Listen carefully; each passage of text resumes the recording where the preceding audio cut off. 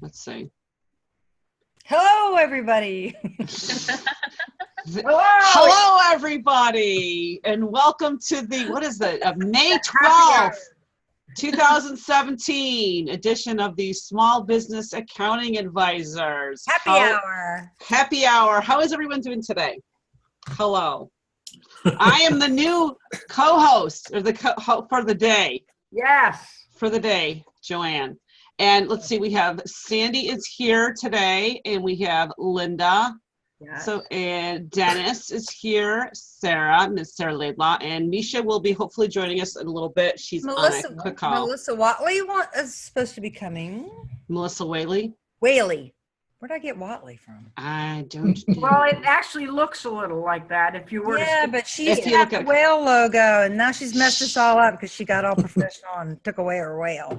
You know, okay, I'm just going to say this right now because she's not in the room, but I actually found a Dollar Tree whale solar thing that is a whale that I'm sending to her. Oh, She doesn't know it yet. So I found this and I'm like, I have to send this to Melissa.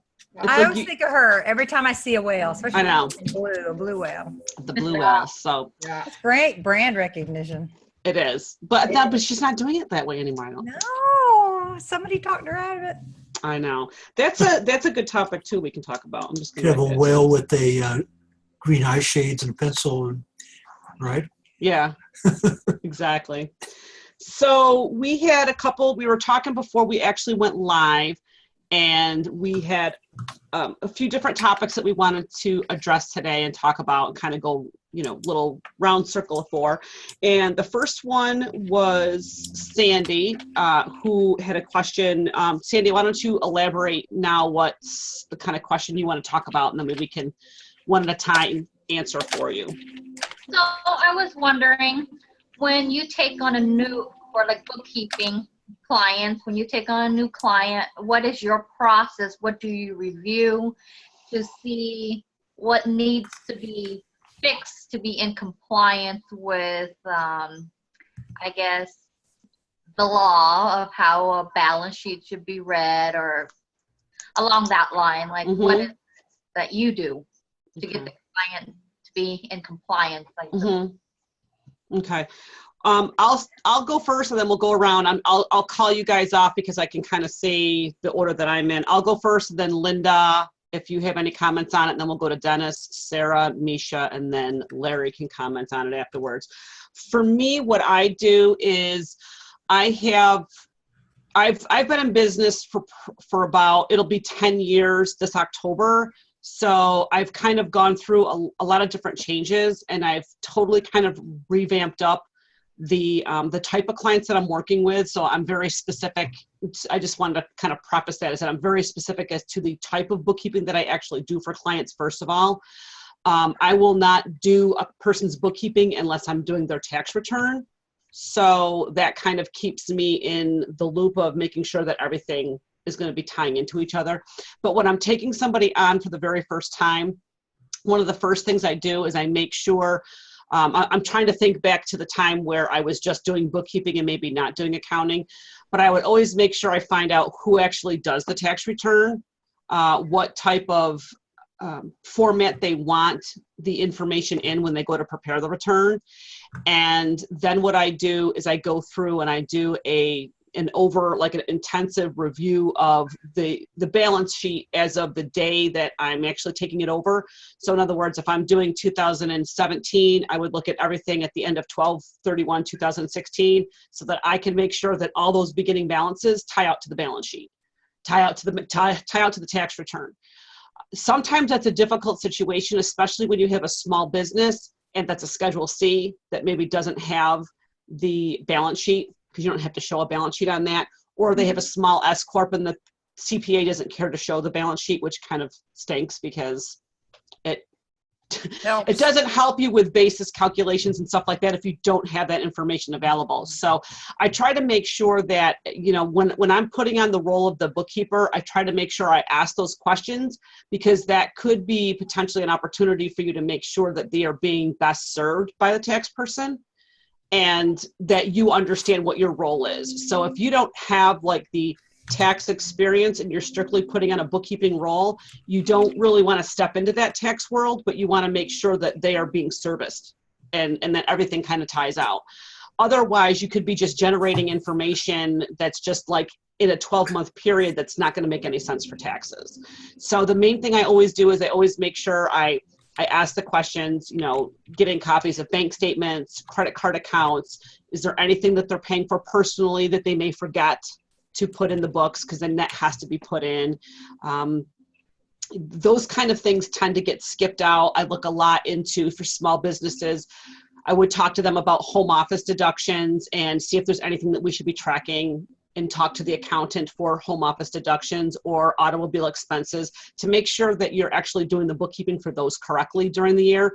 Because if somebody's taking the mileage rate, there's no reason for them to be paying for gas out of the business.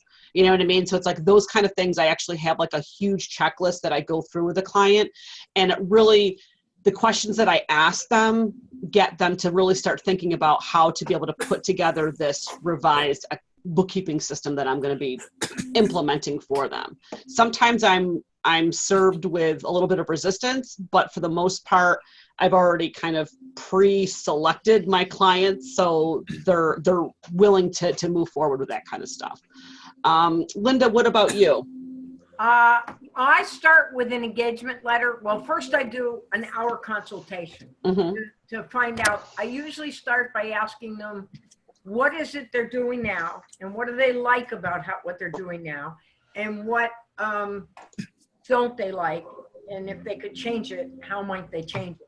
The other thing is, I don't actually do bookkeeping for anybody. I don't do bookkeeping, and I don't do accounting, and I don't do taxes. What I do is, my niche is setting up new data files, or perhaps cleaning up old data files, and trying to do it in the. Am I muted? No. No. Okay. I guess it just says that in the corner. I just do setups, streamlining things and setting up. I do a lot of setups where people will keep part of their financials in one software, like maybe in a POS or a Chamber Master or a third-party software, not QuickBooks. And then rather than taking what's in that other software and repeating it in QuickBooks again, which I've seen a number of people do, they've got it in Chamber Master, they put it into QuickBooks again. I always kind of summarize it down, and if I need to, I'll bring it in through a clearing account. Right. Yeah. So that I can get it in without doubling the income or cutting the income in half. Yeah. So, I'm glad you first brought up the engagement letter, because regardless as to whether you're doing bookkeeping, taxes, you're doing cleanup work, you're doing setup work, you should always start everything with an engagement letter. That way everything is laid out exactly what you're doing. Having confidentiality policies, privacy policies in there, have everything listed out exactly what's anticipated of you, what you expect of the client, what the billing terms are, get them to sign off on it. Is it an annual thing? Is it month by month? How do they get out of it? Is there refunds? All that stuff should be all laid out in an engagement letter before you even do a lick of work for them. And then I work with them about getting them a checklist and saying, get me the information. So that I'm sure that's probably similar to Linda, to what you have to do when you're doing a cleanup, right? Because you have to get that. I mean, even though it's cleanup, it's still bookkeeping, but it's you having to grab all that data and getting it in. Right. And until I examine that, I find that if I look at what they're doing now and start to get an understanding of it, and I usually meet with them in person if I can the first time, so that I get to read the nonverbals, you know, so I learn a lot about kind of how their mind works, and whether they're really a kind of person that wants lots of details or really just kind of wants big lump sums kind of thing. And if they are the kind of person that wants details and a lot of details, I really discourage them, if they're just starting with QuickBooks brand new, to try to keep it simple for the first year. We can always add in more details anytime, but the more details you have, it's one more opportunity to make a mistake when you're entering the data. Right. And then have it be not accurate data, and the person who goes to do your taxes has trouble. So my thing is to try to create the simplest, easiest, simple to get the data in, whether that's downloading it into desktop or online or entering it, or I memorize a lot of things, especially if they repeat, and I have them just automatically put in. And I memorize a lot of reports too. But that I just usually work with people, and it's very individual. I usually work side by side with them. With a checklist, I think I would, in general, sit there with them to get the stuff, because I found in a lot of times people have a great deal of trouble with that kind of thing. Yeah.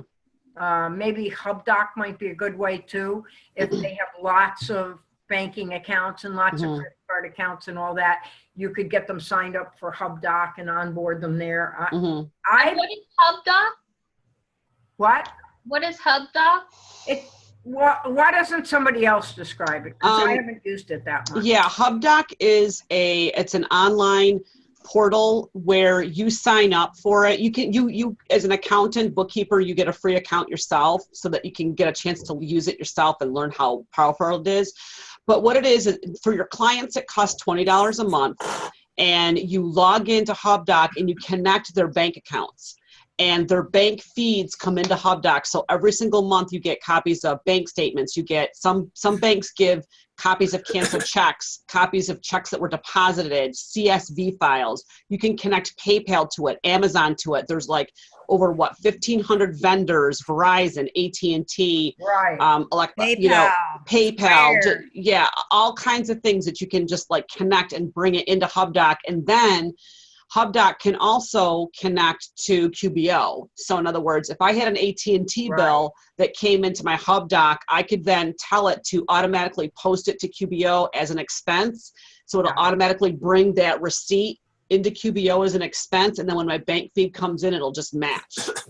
So but it's really powerful for so if you're doing something similar to like what Linda does, or what I've had to do in the past, which is like cleanup work, and you just need to get all the bank statements. When you connect with HubDoc, a lot of times it can go back like 3 or 4 months. And some banks go back even farther. I mean, PayPal gives you like almost 2 years, I think, of activity that come into there with CSV files and stuff that you can actually take out of HubDoc, and then you can import them into QBO, for those kind of catch-up work type jobs. Is that a manual process, importing? I mean, setting up the import from HubDoc to QBO, or can you create links? No, it's a manual. You just download the CSV and then you upload it. You might have to tweak it because again, it's basically just saving you from having to log into every single bank account and bringing it in there. And so, but then what you can also do with it, because it also has a phone app attached to it, they can use it as their own receipt storage. So when they go out somewhere, instead of just shoving the receipt somewhere, they can stamp a picture of it, send it to HubDoc. They can actually tag a note to it for you so that the bookkeeper will know what it is. And then you could even, in turn, move it to process it and bring it into QBO from that. So I use HubDoc with the majority of my clients right now, especially that are using QBO. And I just either roll it into their monthly fee. I just charge them an extra $20 and I pay for it, or they pay for it themselves. But you don't use it you don't say combine with Bill.com, do you? I don't use Bill.com. So. Yeah, so the thing is that with all these apps, it's easy to get overly complicated. And, like trying to mix Bill.com with HubDoc and yeah, Bill.com and HubDoc are night and day. They do two different purposes. Right. But HubDoc is strictly, the beauty about HubDoc is that it does the fetching. It does the fetching of the bank statements. That's the beauty of HubDoc. The search is great. The filing, the search is, it's OCR search. I actually use, it's funny, I actually use HubDoc and Evernote. Because for some, because it takes me nothing because when I get something in via email, you can forward it to a HubDoc email. I will forward it to HubDoc and then I'll CC Evernote. So just so that I have it in both places, because there's time, I like to search Evernote. I like to search Evernote for those kind of things. But yeah, it's like, depending on like what I've done before in the past is when I've needed to do a cleanup job, and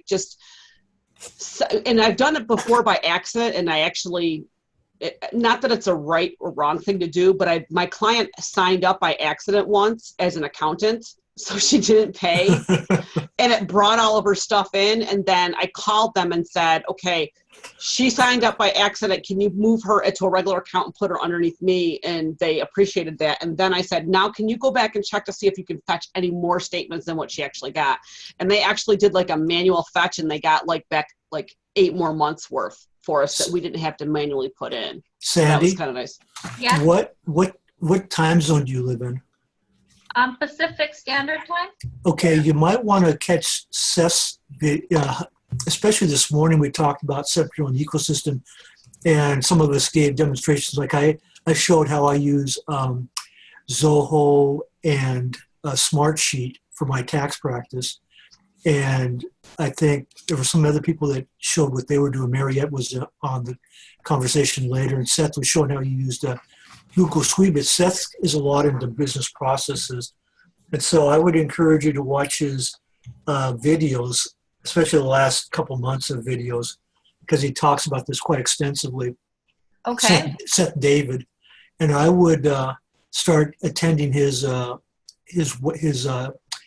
8 o'clock Friday mornings on business processes and other things. Be well with your time, especially because, like for example, some people use 17 hats and some people use like Notify. I mean, there's all sorts of tools you have out there. I think. Yeah, the main thing is that what you want to watch out for is you want to watch sure that you're not going to get sucked into something. You want to make sure that's going to work for you. So that's why it's great to be able to watch these videos and get an idea of what each of the apps do and see what you think would work best for your business, because what Dennis might use may not make sense for you at all, or what I do, or Linda does might not make sense for you, but you might be able to pick a little bit from, each of us. I mean, I've gone through like a little evolution just because like I used to use 17 hats and now I use PandaDoc and Insightly. I mean, that's like, I can't imagine my day without having PandaDoc and Insightly in there. They're like, Got it. you know what I mean? And of course my Google, my Google stuff that I use, my, Google emails and stuff like that. But as far as trying to come up with your own processes, like the order of how you do things, like Dennis says, he uses like the Zoho, the Zoho practices, and for his practice management and to-do lists and stuff like that. And he has smart sheets where he helps keep track of everywhere he is for all of his tax stuff. You know what I mean? So that kind of like helps him do that. But having that stuff down, even if you're just kind of like jotting down drafts of this stuff on just like a piece of paper, just like, well, what are the common denominators on every single client? What questions are you asking all the time?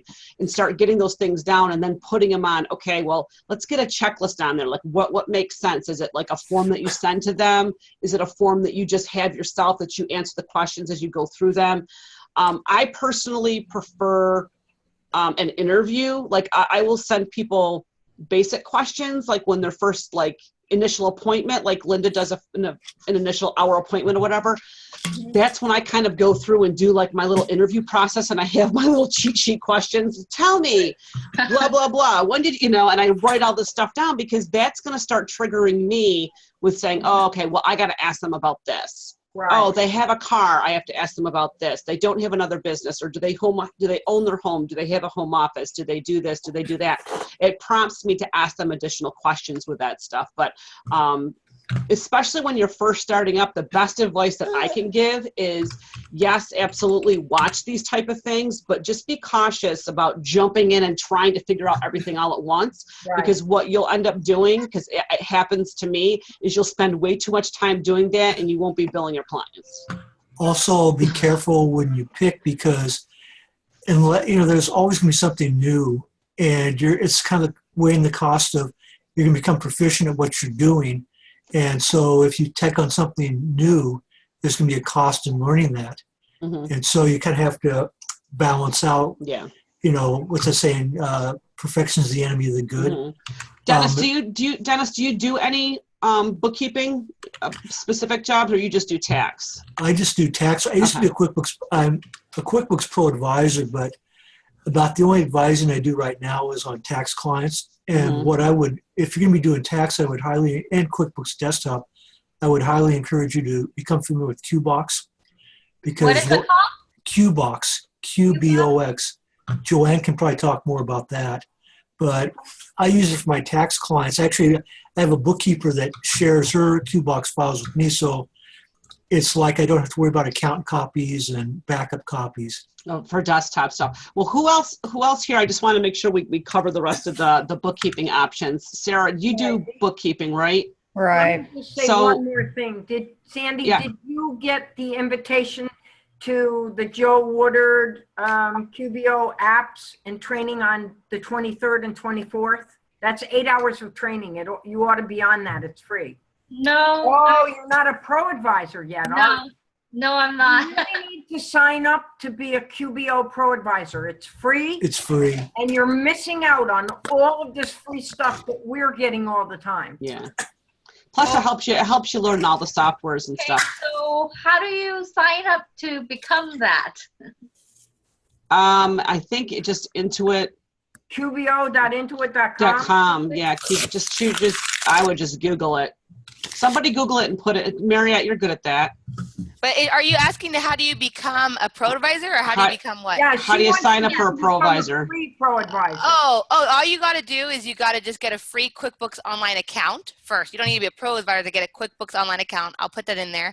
Then go to the pro advisor tab in the actual QBOA dashboard and just start your certification. That's it. Yeah. And where are you located, Sandy? You said you're Pacific Out Standard. here on I'm the in West San Coast. Diego.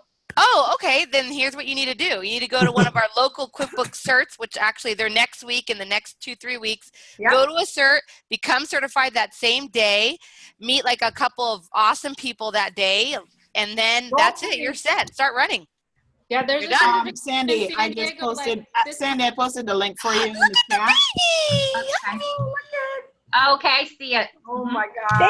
So you can take your time and read up before you jump in to getting certified and see if it's something that you want to do. Well, I just took, last week, I took 2 days training of QuickBook, and there's a test that I can go take to get a certificate. Mhm. So I'm not sure. It's online and it's free. But is it certified through Intuit? Did you take It the was two? Intuit. It was, Yeah. Was it desktop though, or on Yes, it was desktop. desktop? Okay. This is So for, we're talking about for the online product too, Okay. which is Yeah, a you horse want of a to- you different want to color, by both. the Well, way. wait a minute. Are you a desktop pro advisor? Then you're paying $550 a year, right? She's not anything yet. She hasn't I'm taken the not test. anything. I just Because How did because you- the online the QBO online is free, Yes. but the QBO desktop certified, if you want to be a pro advisor certified for desktop, you have to pay $500 some a year because they give you every single software. But I Oh, think no. you can also do a $350 one if you don't want the Right. for If Mac. you don't want the Mac or the, The Mac or the POS. Right. Yeah. And So I'm they have thinking about going to that one. I don't Yeah. know. So Sarah, going back to the whole bookkeeping thing, is there anything that you can think of missing wise that we might not have talked about that you look for when you're first looking to onboard somebody for bookkeeping? What type of questions you might ask them? What type of reports you might look for before you start taking over a bookkeeping? Yeah, the trick is understanding what your business model is and what's a good fit for you, and not just go for everything that's out there, which is real common when you first start. It's like Mhm. you need to eat. So, and on the flip side, we had talked about this earlier, is when I was younger and I needed to eat, I pushed myself to learn things that I didn't necessarily know. So part of me's been wondering about that, if I've sort of pigeonholed myself. Mhm. But there are certain things, and it's the initial, I won't waste your time until we have a chat. I don't work with Schedule C clients. I prefer corporations. I like that balance sheet coming forward. I really prefer clients that are large enough to be audited. And then I'm not real strong in inventory and e-commerce. So, I'll start asking questions like that. Like Linda said, it's a initial question and answer is, do they want to work remote or do they expect somebody to come to their office? Mhm. So once you knock all that out and hey, this might be a good fit. I still make it clear that I'm interviewing them in addition to them interviewing you. Yeah. Right. I like to also ask them, like, if they have here's a perfect example, because this was a guy that I had to work on like a couple weeks ago. I asked them let me take a look at your file or take a look at your balance sheet, right? So I could just look at the balance sheet. So we went through each item one at a time. And I was like, okay, what's this PayPal-Corp account? I don't know. So I look at it, and literally, like, the last transaction was dated 2008, and it was like $445.22. Yeah. And I was like, yeah. Is this an old account? Is this a new? Do you not use it anymore? Is it like duplicated with? So come to find out, he only has one PayPal account. There's a zero balance in it. There was 3 PayPal accounts on his balance sheet. He had a credit card statement that was a negative balance on the balance sheet, which means that there was a Citibank card that was actually a personal credit card he had underneath it was a mess. So going through and knowing and understanding, having a solid fundamental skill set and understanding how to read financials, what they need to look for. And so me coming from my past history was 20 years working for a CPA firm.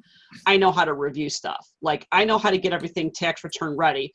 I can prep everything and then just give it to Dennis and say, Dennis, do the return. And Dennis would have everything that he needs to do the return. So part of that is knowing when something looks wrong. And that just takes experience. It takes studying and learning and understanding the ecosystem of the balance sheet, cash flows, profit and loss, and how they all work together and where things really need to be.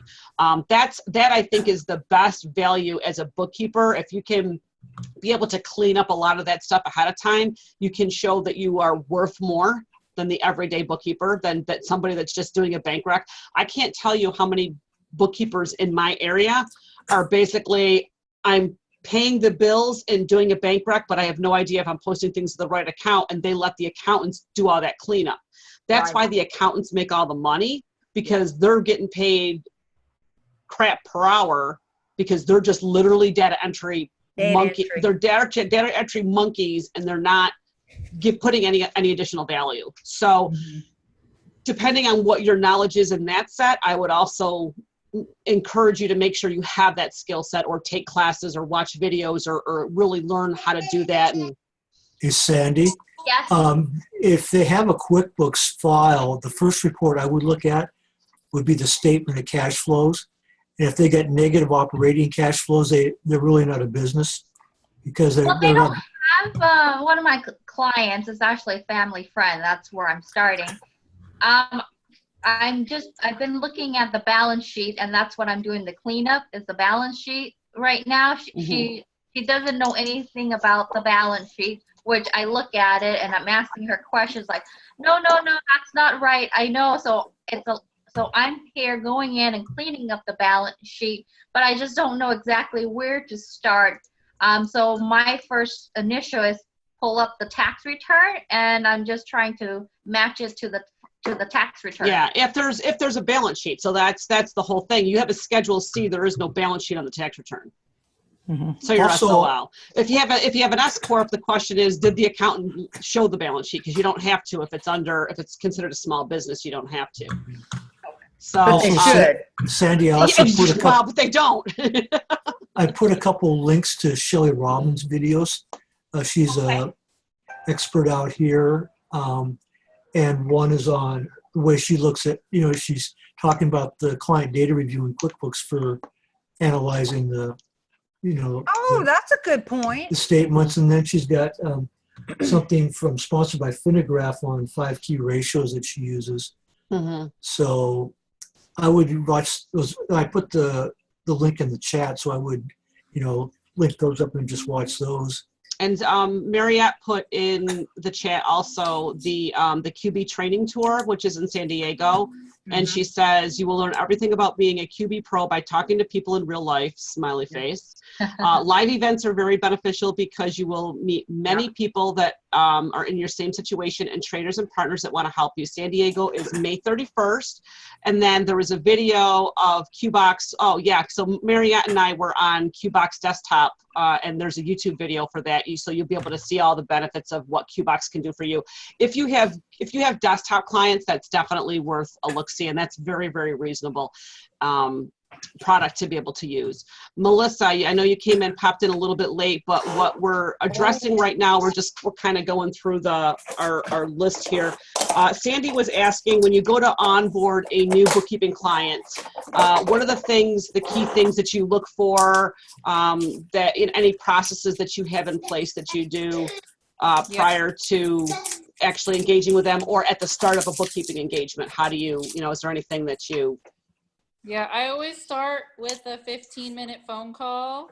I call it my discovery or fitting call. And that's just more to make sure that our personalities are going to get along. Mm-hmm. Because if they're annoyed with me or I'm annoyed with them after 15 minutes on the phone, like, I don't care how much money they're paying me. Mm-hmm. I'm going to burn out and not want to work with them. Yeah. And then after that, if that goes well, then I have a whole questionnaire. I mean, like, I'm asking a lot of questions on the phone anyways, just general, like, what entity is your business? Mm-hmm. And, are you up to date on your tax returns? But I do tax and bookkeeping, so and just like, how many bank accounts do you have? How many credit cards do you have? How many merchant accounts do you have? Because I work a lot in the online business space, so I have clients who are using Stripe, PayPal, Square, everything, and everything, and then getting 1099s from their online course platform and all that. Yeah, so knowing how many accounts there are that are open. Yeah, I mean, it's like do the bank recs. Like, make sure every single financial account there's a bank rec. Yeah. I go back to my CPA days where I look at the balance sheet and create a work paper for every single line item. If there's something that says prepaid expenses, what is in that account and does that make sense? And should that be there? And it sounds like you've already started having that conversation with your client, and she's saying no, and now you're like, okay, well, how do I get rid of it? What makes the most sense to how to actually fix it? And sometimes the situation may be, is it something where we have to amend a prior year to get it accurate? Or is it something that we can possibly adjust in the current year to get it to tie out, right? And I'm sure Dennis can comment on that. It's coming from a tax point of view. It depends on how big the adjustment is, whether you decide that you're going to want to amend that prior return or just honey badger it in the current year and move forward. So Dennis, what would be the answer for that? When would you recommend to amend the tax return or just move forward? Well, if they get a big refund coming, they want to amend it. It gets a little more dicey if they owe taxes. I would tell them they should do it, but it's up to them. I can't, I haven't been deputized by the IRS. And so, I can recommend, but, it kind of depends. I mean, for example, on people that have tax problems, if they're pretty close to what's known as the CSED date, the collection status expiration date, you probably wouldn't want to do anything. Yeah. Yeah, you look at the dollar amounts, and because honestly, here's the thing: if you end up running the numbers, and like Dennis says, if it comes up where you could get your client a refund because something was done, then that's putting more value to you that you found that for them, and that you're recommending that they amend it because they can get $3,000 back. But if it's something where this was totally done wrong and this is why, and you actually owe this tax, you're going to have to bring that to either them or the tax person to say, because like I had that perfect situation this year. I had a client who actually purchased I don't do her taxes, somebody else does. I just help her answer questions in her QuickBooks file. She sent everything over. She leased a car in 2015 and paid a $15,000 deposit on it to make a low lease payment, and never didn't pay it out of the business account, so it didn't show up in QuickBooks, and never told her tax person that she paid 15 grand that could be deducted as a lease payment. You know, like she drives the car like 85% for business. They never did anything with it. So all as I did when I sent the file over to the tax person, and I said, and just so that you're aware, when I was going through my stuff this year and conversations, I found out that she paid this lease $15,000 last year. I'm going to leave it to you guys to determine how you want to handle it tax wise. And I don't think they did anything with it. So, but again, I don't do their taxes. So that's not something for me. But to me, that would be something that could potentially be a swing for more money for the client. And if it was my client, if I was doing the taxes, I probably would have amended her return last year. Yeah. Yes. That made me think of something. I'll also ask, since I don't do tax work, who their tax accountant is. Yeah. There are certain people in town I will not work. Yeah. Yeah. Or if they say I'm doing my own taxes, no. Oh, yeah. Forget that. No. You learn where you're going to get burned. Yeah. Well, another non-starter for me with clients, I had this one client call up and said that his tax accountant had died and he was looking for a new tax accountant. And then we were talking about his business as well. It doesn't have to be exactly accurate. I just sort of, it sounded like he wanted to play with the numbers. And I was getting a real bad feeling. I'm thinking, this just sounds, my gut's telling me no. So I would say that in these kind of situations, listen to your gut. Listen to your gut when you talk to people. Yeah. If they're the type that are willing to fudge numbers and, do things that are, it might be questionable in your eyes that you wouldn't be comfortable with. Exactly. Yep. If I get a funny feeling when I'm about to do a quote, I may forget about make sure that I say things like, there's all different kinds of accountants. Yeah. Some work in, some areas are gray. I think it's going to work out. But I just want to state that I'm by the book. Exactly. Okay. So take that in mind when you think about it. And, if you're not interested, you're not interested. And I've had some that just go, oh, this quote looks great. Doesn't it? Go out the door and you never hear from them. Exactly. I just say I think someone else would be a better fit for you. Yeah. Mariette, what about you? Do you have anything additional to add to potential things that you do? Because coming from you actually do bookkeeping and you do tax stuff. So is there anything, any specifically thing that you do that you look at, balance sheet, reports, right from the get-go when you're first starting?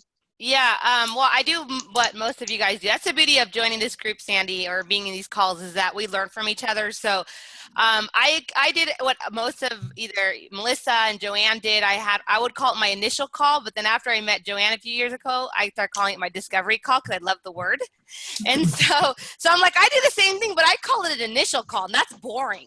So now I call it a discovery call, but it's basically, I give them 15 minutes completely free. And hopefully I ask them if they're in front of a computer, I just remote right in. I want to see everything. I do a Zoom meeting or a GoTo meeting. I tell them that if they want to be productive, I'd rather do it through a GoTo meeting versus a phone call.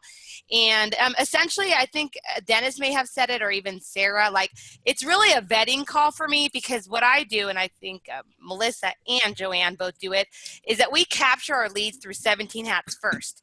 And so that's my step one. So I've already vetted them, because if I already really don't like their responses through 17 hats, like, did you check out my videos? Do you know who I am? Do you know I'm virtual? Do you know who my target market is? Like, I asked a few questions there, because if they're like, no, then they really don't even know who I am. And I'm like a whole different type of person in regards to how you're going to work with me. So if they haven't done any of that, I'm already like, I don't think we're going to work together. And then in those 15 minutes, by then I already know, like, if they don't want to do a GoTo meeting, if they're already skeptical, I don't support desktop clients anymore. So they have to be QuickBooks Online. And so all of that is done within, the 5 or 10 minutes that it takes me to look at a lead, and the 15 minutes of me getting on a call. By then, I already know whether I can work with them. If they don't trust the web, Yeah, if they're already that's like another one. Yeah, so you can get that feeling, and I think Melissa said it true. I mean, I'll be honest, I'm at a point too in my business that if I don't even feel like we have chemistry, like if we don't get along, pass. Hard pass. Hard, yeah. I'm not even going there anymore. Like, I'm like, no, I don't need, you to be You a know pain what? in my butt, you know? Like, You know what? This is Mariette. This is a great idea for you and I. We need to set up a Facebook group called the Hard Pass Group. So like we will put all of our leads into the Hard Pass group and let other bookkeepers Come take get them. 'em. Go that way. Come get the Hard Pass lead. The thing is I think Joanne just hit it on the nose. It's like there's so many other people that really need those clients. So it's not like Yeah. we're not taking care of you guys. It's just we're at a different level now. We want you to go ahead and get to a really good place. And you know, those people that are really hungry and they really need you, like I recommend them. Like I already know somebody that's telling me, Marriott, I'll take them all. I'm like, okay, here you go. Here you go. I Here you know. go. But that's when you're first starting out. That's Yes. how you learn. That's Oh, how you yeah. learn who you enjoy working with the most by Or- working with different clients. For now, but what happens when you're doing that, working, because I think we've all done it, working with multiple clients, all different kinds of clients, it does build up your skill set, but it also drags you down productively because nothing is the same for those clients. Once you get to where you're streamlining and you're doing the same client, you're doing, Melissa's working with online sellers and they have very similar things. Your checklist, your processes get really, really simplified and everything gets easier and smoother. So You have your, standard charts of accounts that you just upload into the boom, thing. done.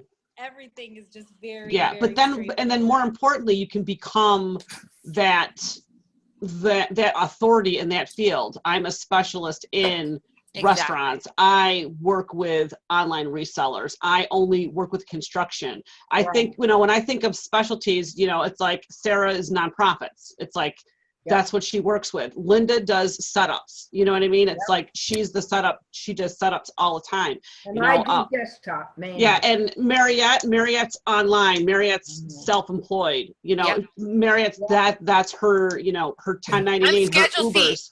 Get it out. Ubers, Get it out. yeah. Like I want to get things done fast. Yeah. Like I want to get things done and go hang out with my kids. So that's why I do schedule these soul props because they're like boom. They're like no brainers for me. Yeah. So, but I wouldn't even know what to do with the soap prop.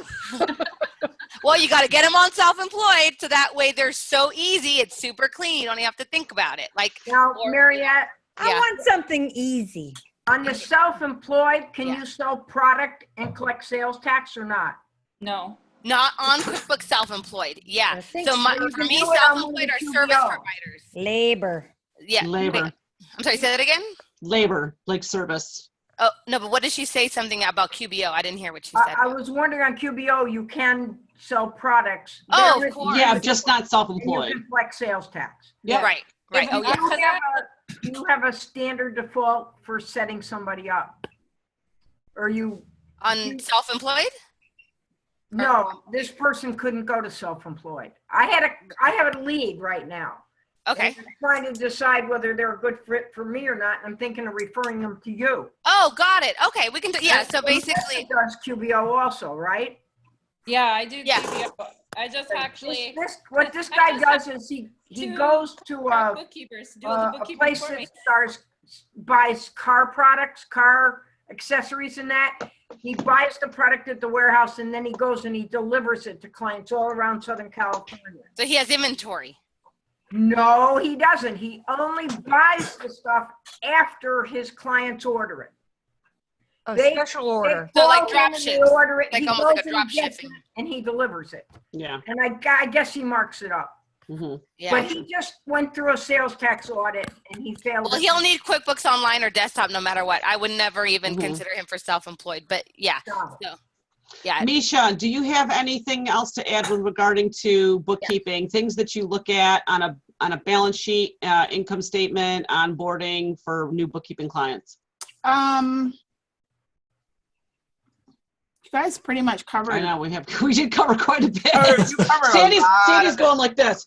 I know, right? No, these are helpful information since Good. I'm just getting started. I don't know, like, Well, Sandy, what I'll impart on you today in the process is I have a background that varies, and my focus now is human resources oh, and how that relates to the small business person. That person who's in business, but they're stuck and they need to move forward and they need to hire staff. and how to fit that into what they're doing and getting them in compliance and moving forward with everything. Mm-hmm. So that's kind of where I'm starting to kind of move into that area. Because y'all got the other thing unwrapped, so I'm good. She's good. I'm just gonna try to do I'm finding my little niche, and it's going to potentially be human resources and the employee side of the small business person. So hopefully I'll get to the part where I find my little niche. That's right. Sandy, once you become QBO certified, join Jill Woodard's group. It's like $100 a year. And they have monthly meetings for an hour and a half. And it has some really good practice management tips. I think that it'd be well worth your time I wouldn't get the silver, I'd get just the basic bronze. That's what I have. It's like $100 a year. Okay. Okay, I'll take a look at that. And what about you, Larry? Can you comment? Do you have anything to add to the bookkeeping discussion? Really not anything worthwhile because, prior to this, I worked for a private, company and I was an employee. And even though they're, for all practical purposes, they're closed to the business with the public, there's still, in the closing process, there's still a lot of questions. So they call upon me now and then to go back, go back in.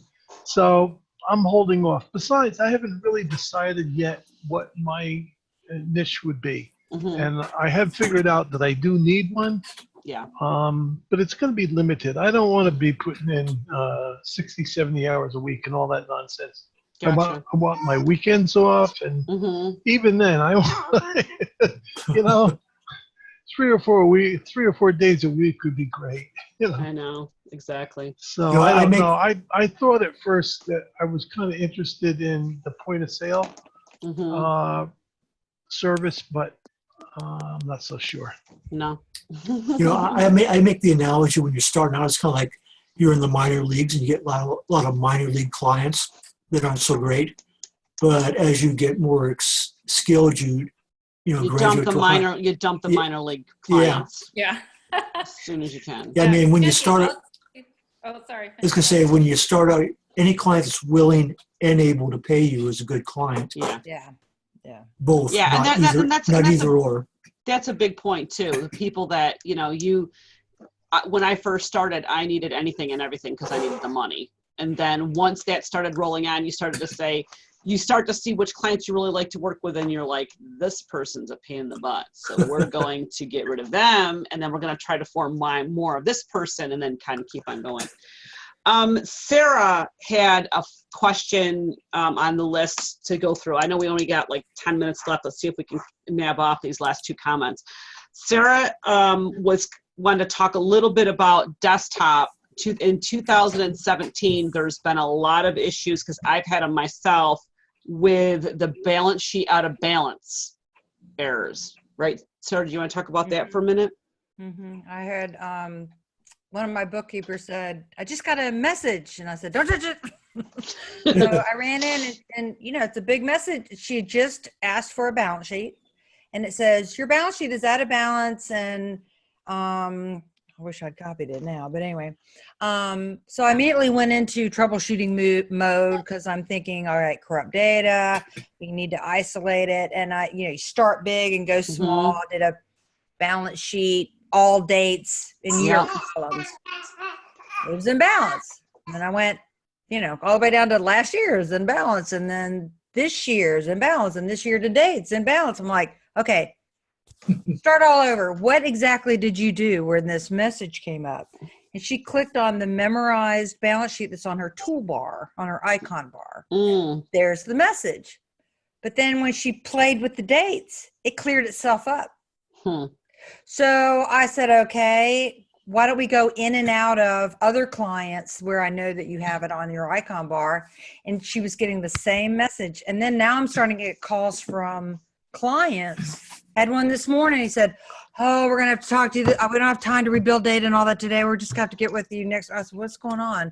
So we're going to get this message, and I said, change the dates around or get out of QuickBooks and back in. And it works. Wow. So it's like, are we having a rash of database problems, or is there a problem with the reports? Yeah, or that, And or QuickBooks. pulling the report from that. Is it That icon memorized bar. reports? Is it on the icon bar? Yeah. Now, I've had plenty of balance sheets with real corruption over the years. I never got a nice little notice that made me notice. Yeah, and that's what I was going to say That's too, is new. that the majority of my, like when I actually had an issue with it, was most of the clients that I've had with that issue had a couple, either there was a problem with inventory. Mhm. It was a lot of, usually inventory clients are the ones that have the balance sheet out of balance. Or it's something where I have this one client that for years and years and years was off $8,000, and it had to do with some type of an adjustment that the accountant, a prior accountant, made to get rid of certain receivables, and she didn't get rid of them right. And therefore, if you looked at a cash basis, it was out of balance, but on accrual it would balance, but it was a mess. And so finally, when we said we're getting her to online, we just started with beginning numbers, and we're like, we're starting fresh. So we had to, yay, it's actually in balance again. But I have heard and seen around the particular case that you're talking about, with it, you know, just being a report and having to refresh the report or get out and get back in, and it fixes itself. Yeah. But I don't know if it's been for sure documented in the data, you know. That's why I wanted to ask, because I said, all right, before we start doing all this unbillable work with these data files, who else is seeing that little Yeah, I haven't seen it, but if I saw it, my first thing that I would probably do, and you're gonna hate me to say it, is I would stranger danger it. Which means call support. Oh, I was like, what is stranger danger? That's what Misha and I call it whenever we go to chat with someone. We're gonna stranger danger. Let's see who we're gonna talk to today. We're gonna talk to Brendan today. Hello, Brendan B. You never know who you're gonna get. I have to say though, I have had it several times where it's just some mystery craziness happening to report. And I'll just do the famous. I will literally have my client be like, okay, I'm gonna take a coffee break, literally turn off your computer, reset everything. Start your day all over. And it'll all be there. Like it'll like refresh and be beautiful. And it's happened so much on desktop, like many, many, many times. And then I've had what Joanne just said, where I would literally work with a client for 5 years, and some stupid $59 accounts payable that got adjusted years ago will never go away. It never will go away. And it'll always populate like only on a basis, like either it'll only be on the cash basis or the accrual basis. And we just are so annoyed with it. But it's like takes too much time to figure it out. I have one right now, and I believe it's because of we're using multi-currency in QuickBooks Desktop. Oh, multi-currency will do it too. Oh yeah, that'll do it all day, every day. I've got one of those. All day, every day. Yep. So I'm like, okay, we're gonna just start a new file. Wasn't it off like a real small amount? Like 4 something. Yeah, it's crazy. Yeah, And I'm like, oh my God, that I know, because here's the funny thing. You have to literally, I didn't realize that the exchange rate changes every day. Mm-hmm. So it isn't like, oh, just put in the exchange rate once a month. You can, no.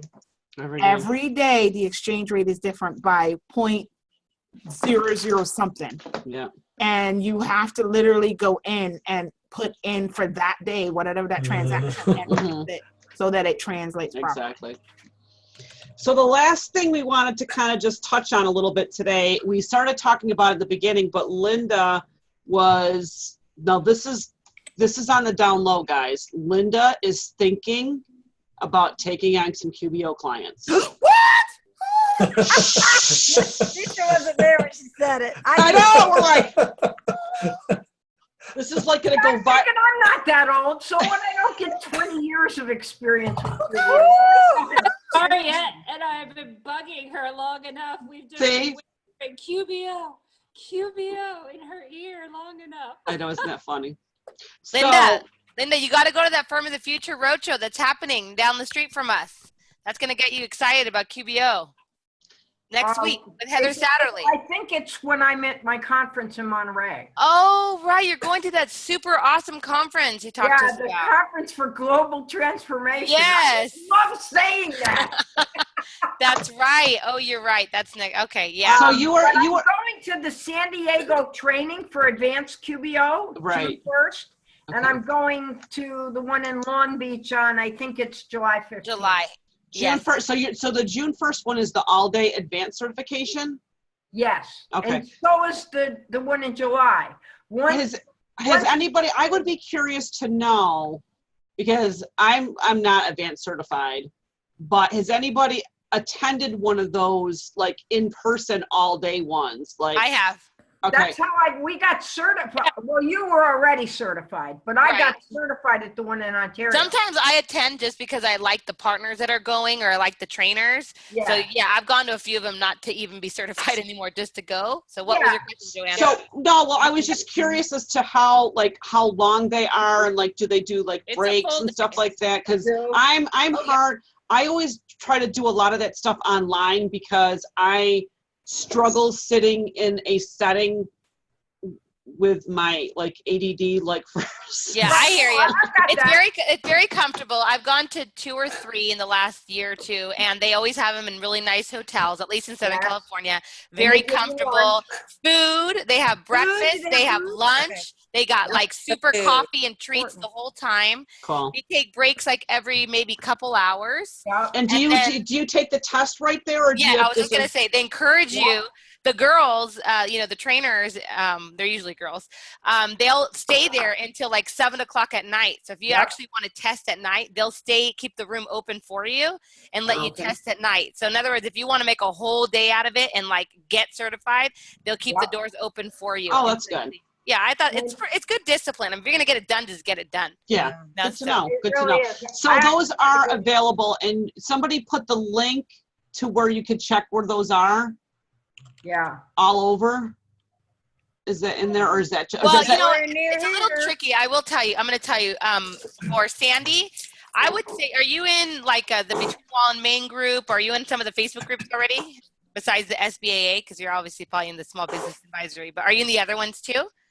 I'm in like a bookkeeper group. Yeah. Okay, so if you're in like Seth Davis Between Wall and Main group, I would say you just tag like Heather Satterley or one of the actual trainers that is a QBO certified trainer or advanced QuickBooks Online trainer, because what happens is their schedules change a lot. And so sometimes they can only tell you like month or 2 ahead of time where they're going to be. And so that's how I was able to put those posts, because I know they're going to be during the summer in Southern California. But if you follow them like on Twitter and Facebook, Right. they're constantly updating. Hey, guess what? I'm going to be in Denver. Hey, guess what? I'm going to Right. be in Boston. So follow them, because their schedule is constantly changing too. Right. Okay. Yeah. Yeah, because I was, so if you do go to that qbtrainingtour.com, you can look to see, there's a couple of different events. They call it, they have the Firm of the Future Roadshow. They have the regular certification, then they have the advanced certification. So, Right. I mean, I'm just kind of looking for me, because like the East Coast is like, it's Florida. It's not even. Oh, wow. It's Really? not even. It's They not don't even. like us in New No, they had it earlier. They had it in the fall. They only do a couple of months at a time, because I remember last year the northern, like they actually came to Syracuse because Stacy Kildell was in Syracuse, and it was like, I think it was the day before or whatever when I was leaving for California for QB Connect. Yeah. So I know they usually do the northern part. They do that in the fall. Right. But I think based on Heather, because Heather and I talk a little bit because we work on projects together, she says they're doing a whole like summer series and then a fall series. So it's very possible they're going to be closer to you guys soon. Yeah. All right. Well, we have literally a minute left. Wow. I didn't think we could do this. Well, you're In a- awesome. This was in a like minute. super like You- efficient. You didn't think that we could keep talking for an hour? I didn't think that we could. No, I didn't think we could get through everything that the lists. Oh, you didn't think we could actually stay on task? No, well, I told Gina. I told Gina that if we had nothing to talk about, I was going to show you guys how to all do Musical.lys. Oh, was that lip syncing thing you did? That was Yeah. actually Video ever. So that wasn't Musical.ly. That was something else. Hey, The Musical.lys are the 15-second ones. Mary yet? Yes. I'm gonna have a question after we get offline. You know, you talked about that I survey have you were to doing go. Bye, Linda. with the Sorry. 17 Bye, hats. Linda. Bye, Okay, Linda. sure. Happy Mother's Day, everybody. Happy Mother's Day. All right, well, what we'll do is it's 6:30 now, so we will say goodbye to the recording for now. Hey, really quickly, Joanne, should No. she get access? Yes. Should she get access to all of this stuff we're putting in the chat? Because we're putting a lot of stuff in there. I'm hoping she already is like Saving bookmarking stuff? all this. Oh, okay. I believe it. I believe it I have will a- render. The Facebook group. It will render when the video closes. Gina can decide to And share Gina it. will be able to see all of the posts. Got it. Yeah. The main. Perfect. everything. Because I know there's some good stuff in there. Okay, cool. All righty, guys, I'm gonna turn the recording off, and we'll see you all next Friday. Bye-bye. Bye.